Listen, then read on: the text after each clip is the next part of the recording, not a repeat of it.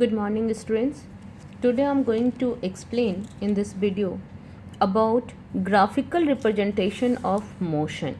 Graphical representation of motion. In this topic, I am going to discuss about various topics like distance time graph, displacement time graph, speed time graph, velocity time graph, acceleration time graph, etc. So first I start with why do we need graphical representation?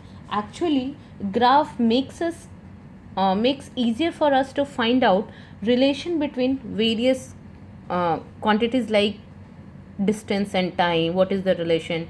How it is changing with time. From the graph we can interpret easily. You must have seen in cricket matches also graphs, bar graphs, which shows the run rate of a team, which shows the different quantities, different things of can be different things can be easily explained with the help of graph. So here I'm going to explain very basic simple things about distance time, speed time, velocity time, etc. through the graph.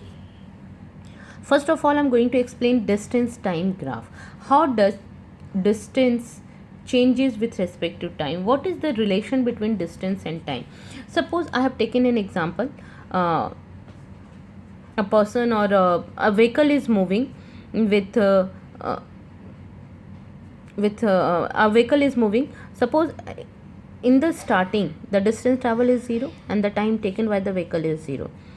As the distance moved by the vehicle is 2 meter, the time taken is 1 second.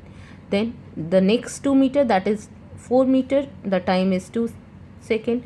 For 6 meter, time is 3 second. For 8 meter, time is 4 second. And for 10 meter, time is 5 second. So I have drawn two perpendicular axes. This is x-axis, this is y-axis. You have learned about this perpendicular axis, x-axis and y-axis in your 8th standard. So it will be easy to understand. Now at equal interval, y-axis, on y-axis I am going to plot distance, value of distance. On y-axis, time is taken in second.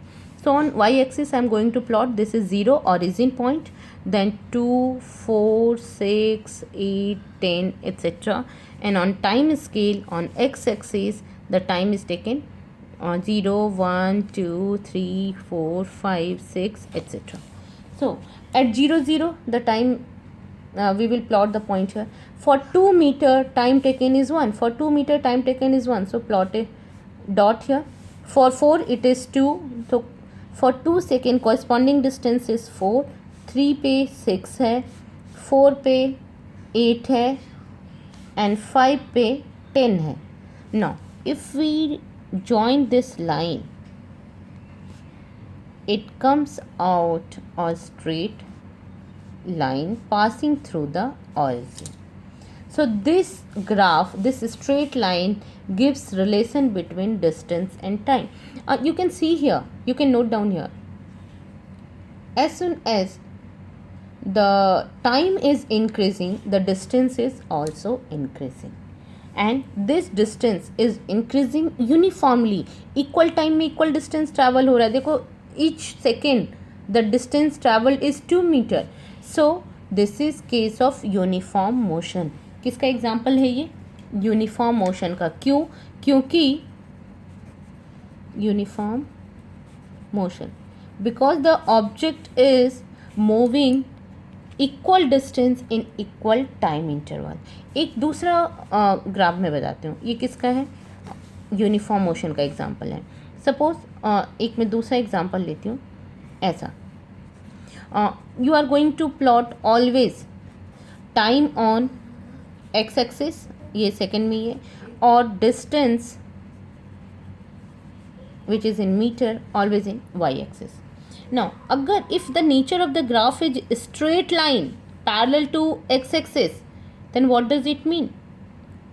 अगर graph का nature straight line है जो time axis या x axis के parallel है, it means that देखो time तो increase हो रहा है, 1 second, 2 second, 3, 4, 5, 6, 7, 8, 9, 10 and so on. Time is increasing but the distance of the object is same. जितना 0 सेकेंड में था उतना ही 1 सेकेंड में है, 2 सेकेंड में भी उतना ही है, 3 सेकेंड में भी उतना ही है, 4 सेकेंड में भी उतना ही है. मतलब टाइम इंक्रीज हो रहा है बट डिस्टेंस सेम है, इसका मतलब क्या है, object is at rest, it means object is at rest, time के साथ पोजीशन चेंज नहीं हो रहा है. सो this graph explain that the object is at rest because the distance is not changing with respect to time. I give you another example. Now look at this example. Suppose ये लिया मैंने, एक graph बनाया, ये हमारा time axis, x axis पे हमेशा हम टाइम एक्सिस रखते हैं और इस पे डिस्टेंस, डिस्टेंस का यूनिट मीटर में लिया, टाइम का यूनिट सेकेंड में लिया. This is our origin. Now अगर मैं ऐसी लाइन बनाऊं, now tell me is it possible,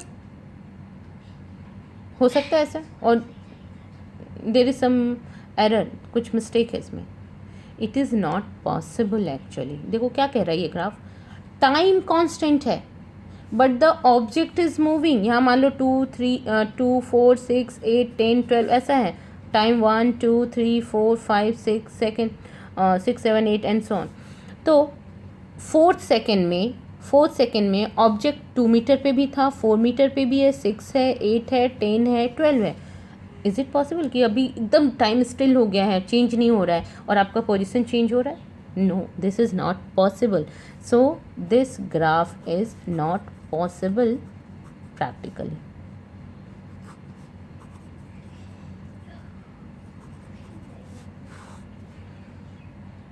Now I'm going to explain displacement time graph. Displacement time graph भी सेम है. देखो डिस्टेंस मैंने बोला था कभी भी नेगेटिव नहीं हो सकता, बट डिस्प्लेसमेंट तो नेगेटिव हो सकता है. Displacement time graph. Displacement time graph में एक दूसरा ग्राफ बताती हूँ. थोड़ा सा देखो, थोड़ा चेंज किया मैंने ग्राफ का नेचर. ये इंक्रीज़ हो रहा है, फिर ये डिक्रीज़ हो रहा है. ये हमारा टाइम है, ये हमारा डिस्प्लेसमेंट है.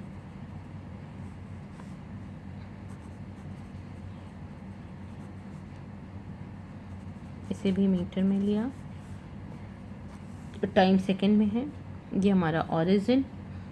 डिस्प्लेसमेंट नेगेटिव भी हो सकता है, मैं नीचे भी डाल सकती हूँ, ये ऐसा भी आएगा.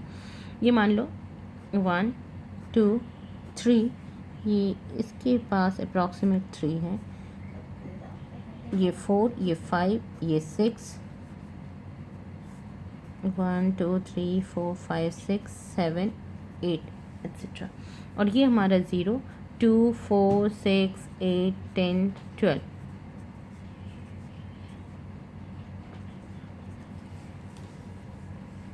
ये पॉइंट हमारा 8 पे है.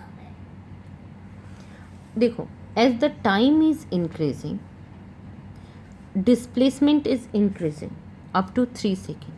3 सेकेंड से जब तक 6 सेकेंड में आता है डिस्प्लेसमेंट डिक्रीज हो रहा है. डिस्प्लेसमेंट डिक्रीज हो रहा है. इट्स लाइक देखो, ऑब्जेक्ट यहाँ से यहाँ तक गया. मैं इसका नाम दे देती हूँ. ये ए है, ये बी है, और ये पॉइंट ए निगेटिव में भी है, ये पॉइंट सी है. ए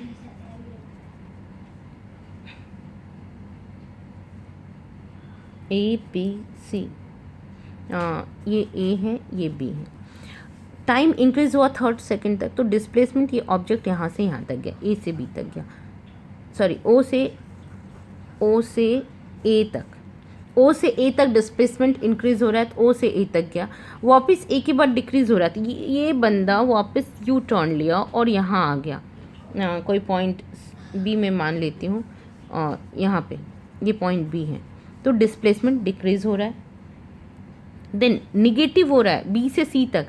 ये इसके पीछे चला गया, यहाँ सी है, तो क्योंकि रेफरेंस पॉइंट हमारा ओ है, ओरिजिन, तो इसके पीछे चला गया, तो डिस्प्लेसमेंट हमारा नेगेटिव आ गया है.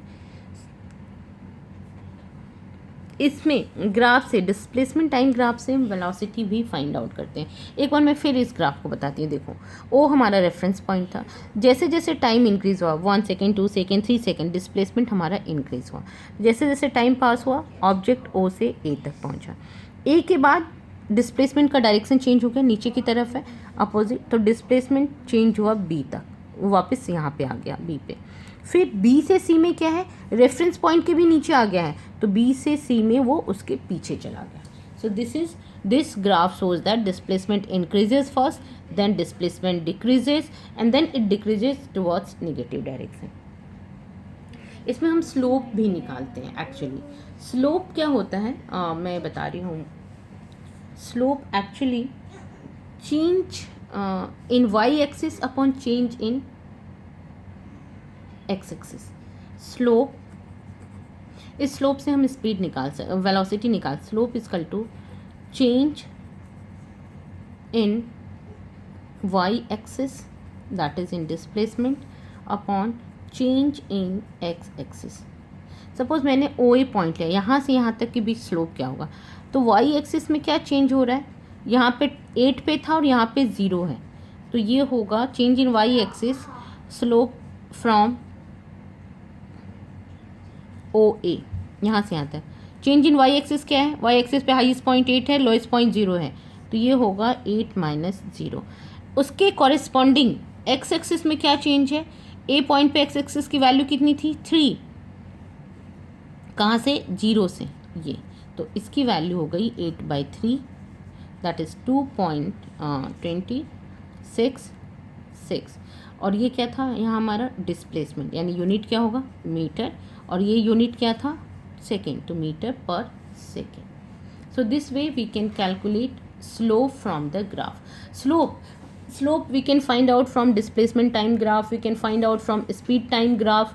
हमेशा क्या करना है, X axis upon change in X axis upon change in Y axis हमें फाइंड आउट करना है.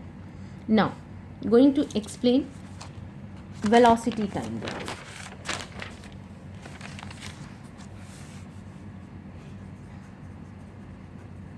Velocity time graph same way में अगर हम एक टेबल बना के करें तो भी कर सकते हैं, अदरवाइज ऐसे भी आप समझ सकते हो. वेलोसिटी टाइम ग्राफ, टाइम कौन से एक्सिस पे लेते हैं हमेशा हम, एक्स एक्सिस पे. टाइम एक्स एक्सिस पे, यूनिट इज सेकेंड, और यहाँ हमने लिया वेलोसिटी. मैं अलग अलग ग्राफ बना के आपको बताती हूँ कि कैसे हमें वेलोसिटी का नेचर पता चलेगा. ये हमारा origin, this is time. If the nature of the graph is like this, straight line है, ऑरिजिन से पास कर रहा है, what does it mean, as the time is increasing the velocity is also increasing continuously constantly. तो ये हमारा है accelerated motion का, टाइम भी बढ़ रहा है और वेलोसिटी में चेंज भी हो रहा है. तो continuously as the time is increasing velocity is increasing, so this is the case of uniformly accelerated motion. acceleration कैसा change हो रहा है, velocity कैसा change हो रहा है, uniformly change हो रहा है. and when the velocity is changing uniformly then it is case of uniformly accelerated motion. uniformly accelerated motion. Acceleration है, बट कैसा एक्सलेशन है, कांस्टेंट एक्सलेशन है. एक्सलेशन नहीं चेंज हो रहा है, एक्सलेशन कांस्टेंट है, यूनिफॉर्म एक्सलेशन है. क्या चेंज हो रहा है, वेलोसिटी चेंज हो रहा है. और वेलोसिटी कैसे चेंज हो रहा है, कॉन्स्टेंटली चेंज हो रहा है. मतलब कि 1 सेकेंड पे अगर वेलोसिटी मान लो 1 मीटर, वेलोसिटी का यूनिट मीटर पर सेकेंड, 1 मीटर पर सेकेंड था, तो 2 सेकेंड पे कितना आ गया, 2 मीटर पर सेकेंड. 3 सेकेंड पे 3 मीटर पर सेकेंड. 4 सेकेंड पे 4 मीटर पर सेकेंड, 5 मीटर पर सेकेंड, 6 मीटर पर सेकेंड एंड सो ऑन. ये 1 2 3 4 5 6. तो 1 सेकेंड में कितना इंक्रीज हुआ, 1 मीटर पर सेकेंड. 3 से 4 में कितना इंक्रीज हुआ, 1 मीटर पर सेकेंड. तो जो चेंजेस आ रहे हैं, जो चेंज हो रहा है, that is constant. Change in velocity is constant.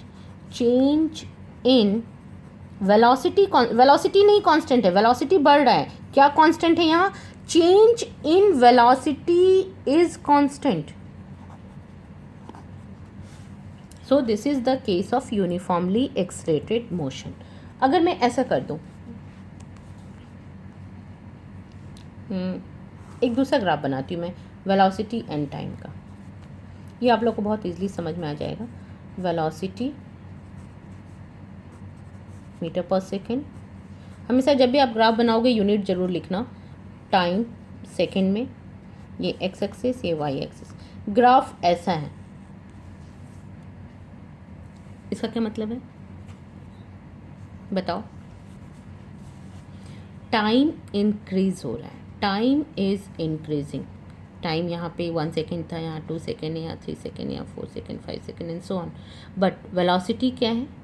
Constant है, सेम है। यहाँ पे जो वेलोसिटी की वैल्यू है, मान लो 1 2 3 मीटर पर सेकेंड, 4 5 6, तो वेलोसिटी की वैल्यू हमेशा 3 मीटर पर सेकेंड है। ये 3 है ना, और यूनिट मीटर पर सेकेंड, तो 3 मीटर पर सेकेंड यहाँ भी है, यहाँ भी है, यहाँ भी है, यहाँ भी है, यहाँ भी है।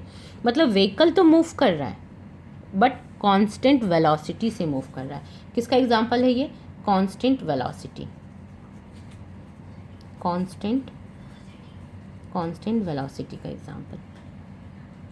अगर मैं दूसरा ग्राफ बनाऊं, जैसे ये वाला चीज़ मैंने पहले समझाया था, अगर ऐसा ग्राफ हो, ये तो डिस्टेंस टाइम का था, बट डिस्टेंस की जगह वेलोसिटी हो, तो इज़ इट पॉसिबल?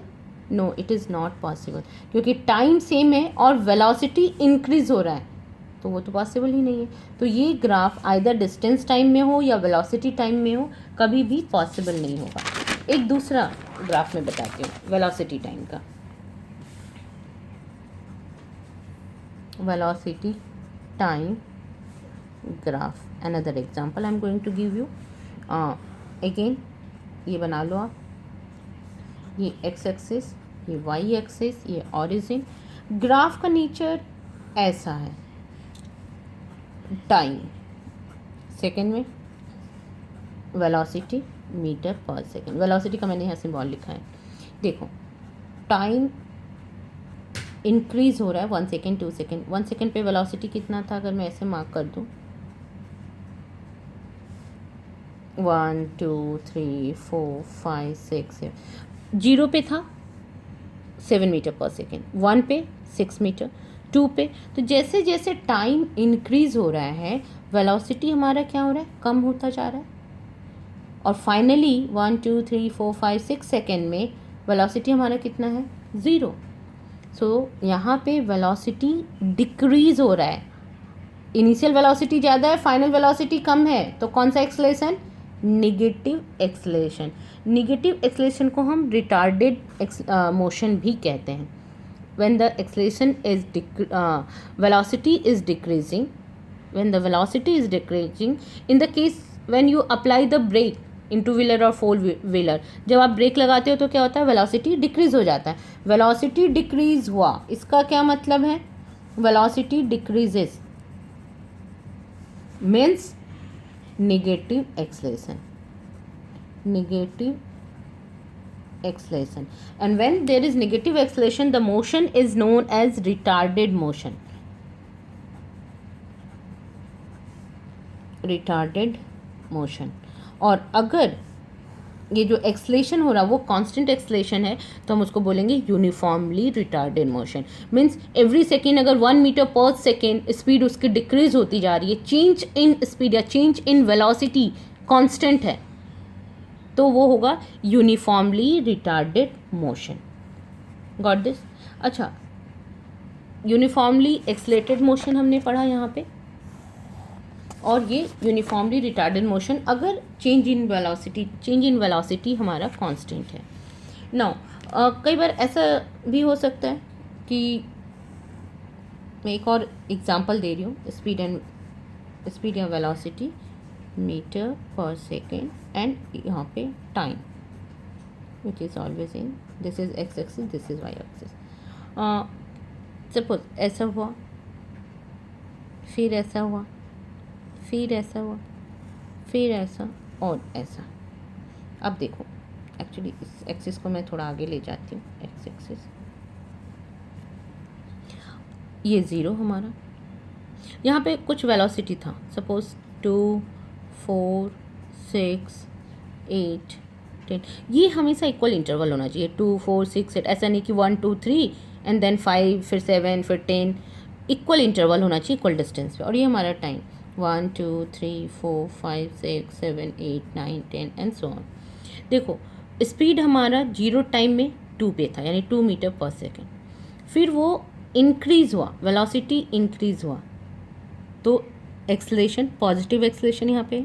यहाँ से यहाँ ये मैं कुछ नाम दे देती हूँ यहाँ पे, suppose A B C D E और F. A to B velocity is increasing, not necessary कि वो यूनिफॉर्म रेट से इंक्रीज हो रहा है, so there is positive acceleration. From B to C the velocity is decreasing, time बढ़ने के साथ साथ क्या हो रहा है, वेलोसिटी डिक्रीज हो रहा है, तो यहाँ पे नेगेटिव एक्सलेशन है।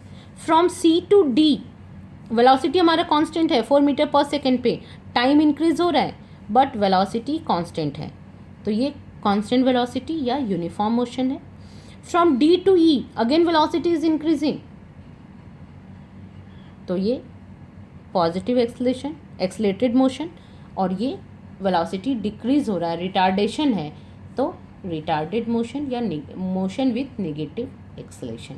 एक बार मैं फिर से रिपीट करती हूँ, ये एक्सलेटेड मोशन, ये रिटार्डेड मोशन, ये uniform motion, accelerated motion, retarded motion. जहाँ पे एक्सलेशन पॉजिटिव है वो एक्सलेटेड मोशन, जहाँ पे एक्सलेशन नेगेटिव है वो रिटार्डेड मोशन। नेगेटिव एक्सलेशन को हम रिटार्डेशन भी कहते हैं। जहाँ पे वेलोसिटी कांस्टेंट है वो यूनिफॉर्म मोशन। देखो, uniform motion and uniformly accelerated motion में डिफरेंस है। यूनिफॉर्म मोशन मीन्स वेलोसिटी या स्पीड कांस्टेंट है, and uniformly accelerated motion means acceleration constant है, वेलोसिटी कांस्टेंट नहीं है, वेलोसिटी चेंज हो रहा है कांस्टेंट रेट से। So acceleration is constant but velocity is not constant in uniformly accelerated motion. Now इसको हम कह सकते हैं नॉन यूनिफॉर्मली एक्सलेटेड मोशन, क्योंकि कभी इंक्रीज हो रहा है, कभी डिक्रीज हो रहा है, कभी कांस्टेंट है, फिर इंक्रीज हुआ, फिर डिक्रीज हुआ, फिर कांस्टेंट है। नाउ देखो, there are 3 equations of motion in this chapter which you have to learn. मैं उस इक्वेशन के डेरिवेशन पे नहीं जा रही हूँ, अगर आपको कभी डाउट हुआ इसमें तो मैं बाद में एक्सप्लेन कर दूँगी। Equations of motion, everyone has to learn this equations, क्योंकि इस इक्वेशंस का यूज़ हम इस चैप्टर में करते हैं, नेक्स्ट चैप्टर में करते हैं, और आगे हायर क्लासेस में भी करते हैं। इक्वेशंस ऑफ मोशन, आपको ये इक्वेशंस बिल्कुल भी नहीं भूलना है। You have to remember this 3 equations.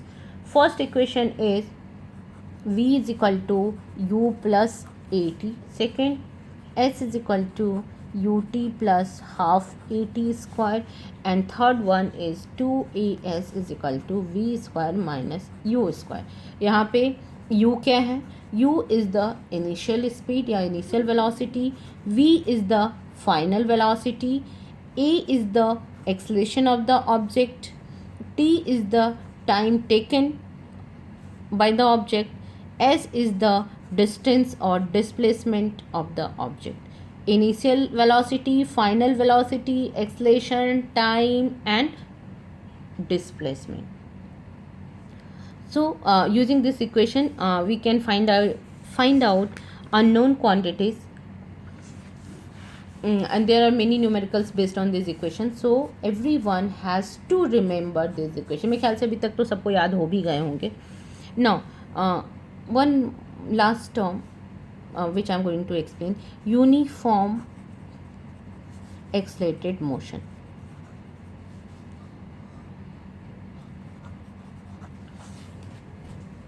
Sorry, uniform circular motion. Uniform accelerated motion तो मैंने बता दिया, यूनिफॉर्म सर्कुलेटेड या यूनिफॉर्म सर्कुलर मोशन।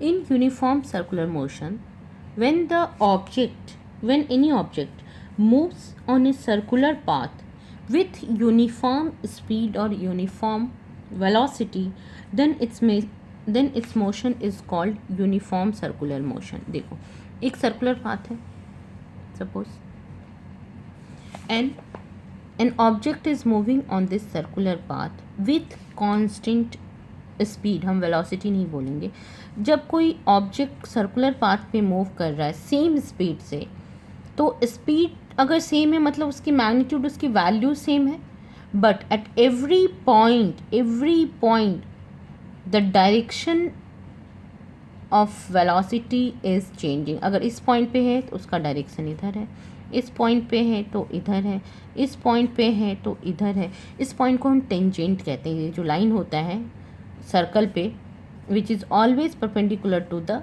रेडियस, इस पॉइंट पे ये रेडियस के परपेंडिकुलर है, इस पॉइंट पे ये परपेंडिकुलर है। टेंजेंट के बारे में आप मैथ्स में 9th में पढ़ोगे आगे, सर्कल मोशन जब सर्कल चैप्टर जब आप पढ़ोगे मैथ्स में तब। सो इस जब कोई भी ऑब्जेक्ट सर्कुलर पाथ पे होता है और वो अगर सेम स्पीड से मूव कर रहा है तो उसको हम बोलते हैं uniform circular motion. Speed same है बट डायरेक्शन अलग अलग पॉइंट पे अलग अलग होता है। आपकी बुक में एक एग्जांपल दिया हुआ कि अगर एक थ्रेड में एक स्टोन बांध के हम उसे मूव कराएं तो वो सर्कुलर पाथ में होगा, लेकिन जिस पॉइंट पे अगर ये स्टोन है सपोज यहाँ पे, जैसे हमने थ्रेड को छोड़ा वो अलोंग दिस डायरेक्शन जाएगा। अगर यहाँ पे स्टोन है और तुमने छोड़ा तो स्टोन किस डायरेक्शन में जाएगा, वो इसमें जाएगा, क्योंकि इस मोमेंट पे जो वेलोसिटी का डायरेक्शन था वो उसके टेंजेंट के अलोंग था, इस पॉइंट पे वेलोसिटी का डायरेक्शन उसके टेंजेंट के अलोंग था। तो वेलोसिटी का डायरेक्शन एवरी पॉइंट पे चेंज हो रहा है but magnitude of velocity remains same, then this motion is known as uniform circular motion। जितने भी ऑब्जेक्ट होते हैं अगर वो कांस्टेंट स्पीड से मूव कर रहे हैं सर्कुलर पाथ पे तो वो मोशन होता है यूनिफॉर्म सर्कुलर मोशन। बहुत सारे एग्जांपल हैं जो यूनिफॉर्म सर्कुलर मोशन में है, जैसे motion of the moon around the earth, motion of the earth around the sun, motion of satellite in a circular orbit around the earth, cyclist which is moving on a circular track at constant speed is also an example of uniform circular motion. So I repeat once again, uniform circular motion is the motion in which an object moves on a circular path with uniform speed with constant speed. The velocity of the object is changing at every instant of time, at every moment of time, but the speed is constant. The value of the velocity, the magnitude of the velocity is constant. Direction क्या है, हर एक point पे उसके tangent के along. एक नया term यहाँ पे आया है टेंजेंट।